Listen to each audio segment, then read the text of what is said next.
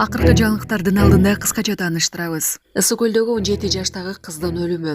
Физрук менен окуучу кыздын ортосуна мамиле болгондун өлүмү боюнча мугалим кармалды.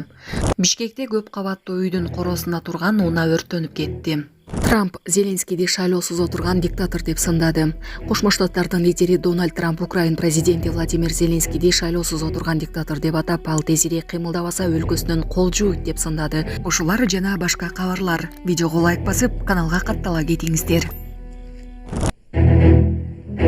Ысык көлдөгү мектепте асынып алган окуучу кыздын өлүмү боюнча мугалим кармалды.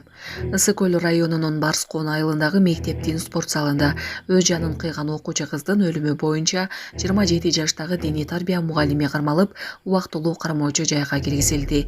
Укук коргоо органдарындагы булак 24 кжги мугалим менен мектеп окуучусунун ортосунда мамиле болгонун айтты. Алар жолугуп жүрүшкөн, алардын байланышы жөнүндө баары билишкен.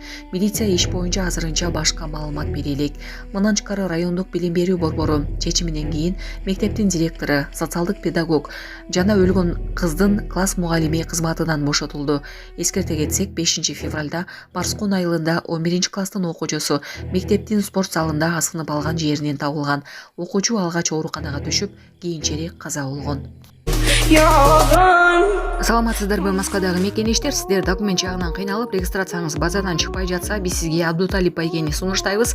Документтериңизди бат жана таза жасап берет. Регистрация 3 айга, 9 айга трудовой договор, ИНН, СНИЛС, Сахарова карточка жана башка жумушка керектелүүчү документтерди бат жана таза ишеништүү жасап беребиз. Андыктан +7 916 044 66 24 WhatsApp связь номерине байланышып, документиңизди тактап таза бүтүрүп алыңыз. Москвада текшерүүлөр күчөп жатат, документтерге так болуңуздар, кызматыңыздарда Абдуталип.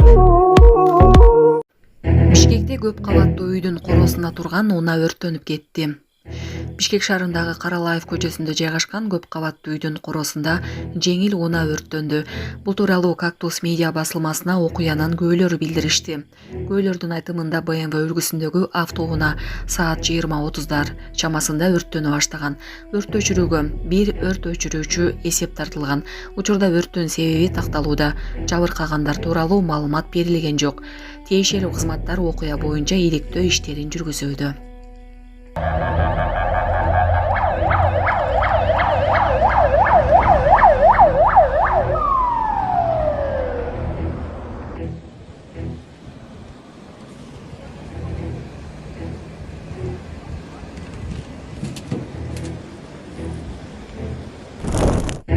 Ысык көлдөгү 17 жаштагы кыздын өлүмү. Физрук менен окуучу кыздын ортосуна мамиле болгон. Барскондо болгон суициддин чоо жайы белгилүү болду. Физрук менен окуучу кыздын ортосунда мамиле болгон. Бул тууралуу 24 кж агенттигине Ысык көл облусунун ички иштер башкармалыгынын басма сөз кызматы билдирди. Барскон айылындагы мектептин дин тарбия мугалими 15 февралда кармалып, тергөө абагына киргизилди.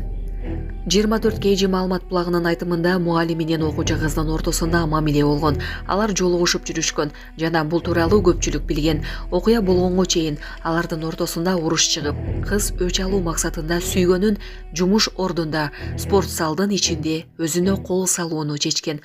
Мындан тышкары окуядан кийин райондук билим берүү борборунун чечими менен мектеп директору, социалдык педагог жана каза болгон кыздын класс жетекчиси иштен алынган.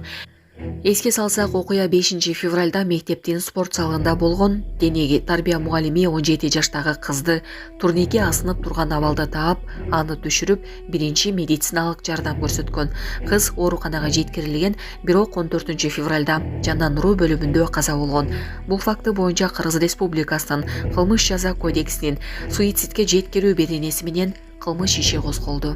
Булак Биякеж.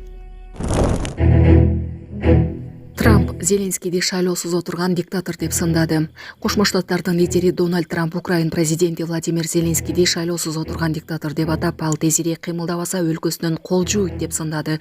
Трамп мындай пикири менен Трус социалдык тармагына бөлүштү.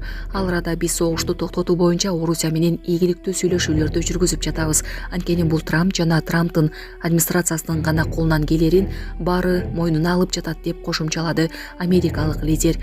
Ал Украин лидерин АКШ жана Трампсыз өзү эч качан жайгара албаган согушка аралашып, Американы $350 миллиард сарптоого көндүргөн деп сындады. Трамп ошондой эле Зеленскийди шайлоо өткөрүүдөн баш тартып жаткан үчүн айыптады. Ал Украин президентинин рейтинги төмөн экенин дагы бир ирет белгиледи. Украинада 2022 жылдын февралдан бери согуштук абал жарыялангандыктан шайлоо өткөрүүгө мүмкүн эмес.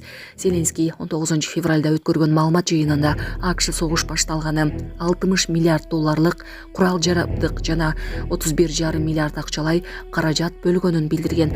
АКШнын президенти ырастагандай Кошмо Штаттар Европага караганда Украинага $200 миллиард көп короткон. Буга чейин Трамп Зеленскийдин рейтинги 4% түзөрүн айткан. Украинанын президенти бул Орусия тараптан жайылган жалган маалымат экенин белгилеген. Зеленский Киев эл аралык социология институтунун сурамжылоосуна таянып, ага украиндердин 57% ишенерин айткан. Булак Азаттык.